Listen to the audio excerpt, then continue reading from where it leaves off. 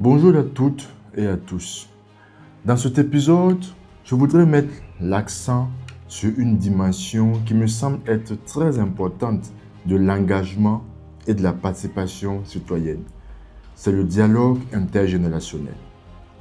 Pour bâtir des dynamiques solides et qui durent dans le temps, il est essentiel d'avoir une approche et un mécanisme solide de transmission intergénérationnelle.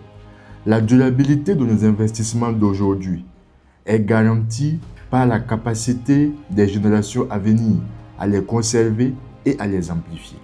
Et dans ce sens, elles méritent de recevoir des clés concrètes afin d'être à mesure de bâtir, de continuer à ajouter de la terre à la terre, afin que ce que nous mettons en place continue à avoir le bon impact. Dans ce sens, il nous faut mettre en place 3 types d'espaces.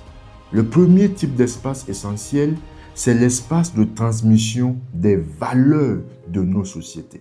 Nos sociétés sont souvent en désuétude et en perte de vitesse parce que nous n'arrivons pas à faire en sorte que les valeurs qui nous ont caractérisés pendant des siècles et des millénaires et des valeurs positives soient transmises de manière solide aux plus jeunes. Et c'est pourquoi il nous faut avoir des espaces pour de telles actions. Elles peuvent être à la fois scolaires ou extrascolaires. Ensuite, il nous faut des espaces de dialogue intergénérationnel thématique. Ces thèmes doivent être des thèmes émergents et utiles pour nos sociétés. L'intelligence artificielle, l'importance de la culture dans le développement, les médias aujourd'hui. Nous devons être à mesure d'avoir des moments où les questions d'environnement, de développement durable sont discutées avec des aînés qui ont fait leurs preuves et des jeunes qui apprendraient des clés essentielles pour aller de l'avant. Le troisième type d'espace important à mettre en place, ce sont les dialogues intergénérationnels professionnels.